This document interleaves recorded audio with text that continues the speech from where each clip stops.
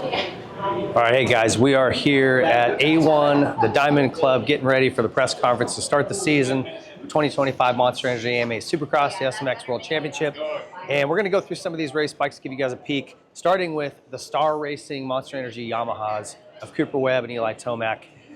These two guys are both going to be in the title hunt, barring any unforeseen incidents. So let's take a look at what machines they're going to be on.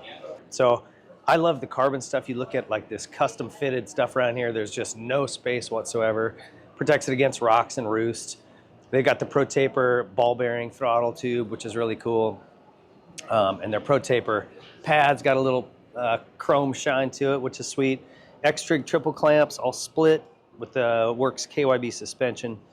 Just super, super pretty. And then my favorite part too is the titanium nuts and bolts. Look at all this stuff.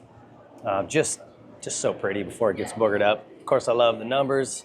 All right, you'll also see like on the radiators, they've got screens.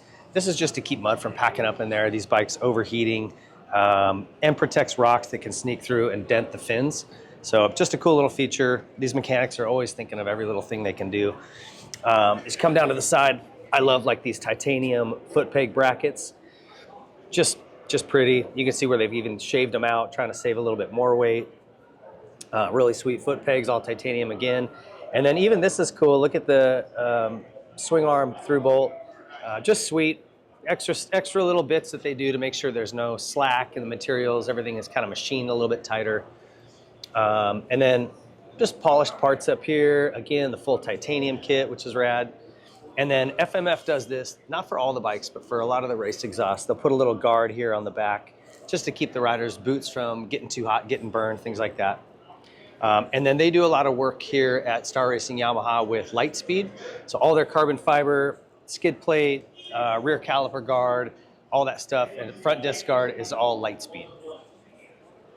Okay, so looking to the left side of the front of the bike, you can see again that Lightspeed carbon fiber skid plate or disc guard cover, all titanium bolts, oversized rotor, and look at the steel braided line.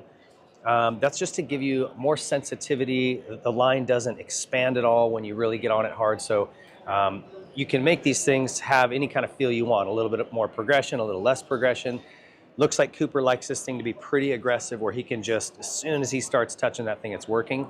Different guys like different things, but you can see that's kind of what he likes. And then coming back, there's a really cool, this looks like it's 3D printed actually. And it sets in all of the buttons. So when he's hitting different modes or whatever, he doesn't accidentally push something while he's riding.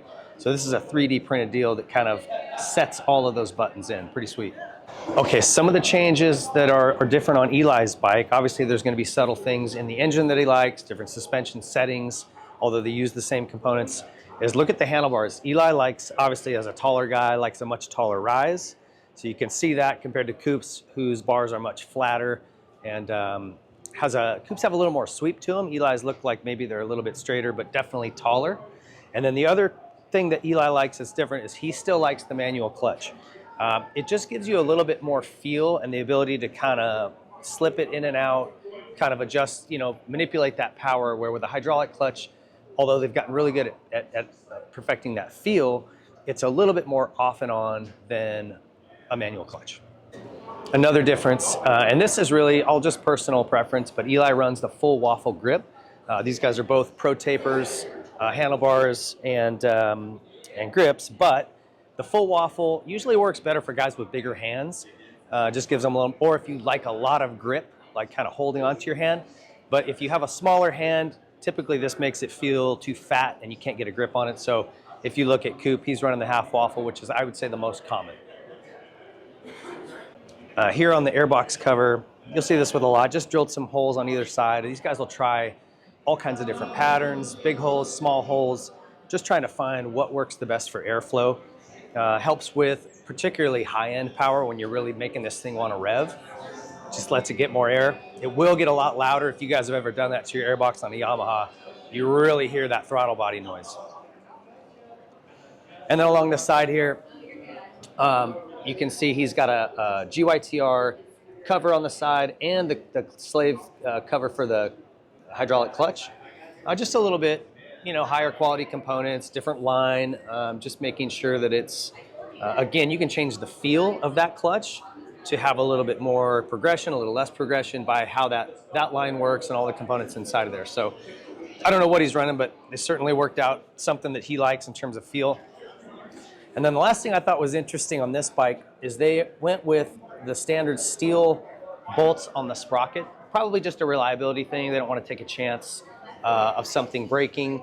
Titanium, when it's hot, cold, can get a little bit more brittle. But anyway, interesting and a beautiful bike. Cooper Webb going to be in this thing for 17 rounds. Don't count him out.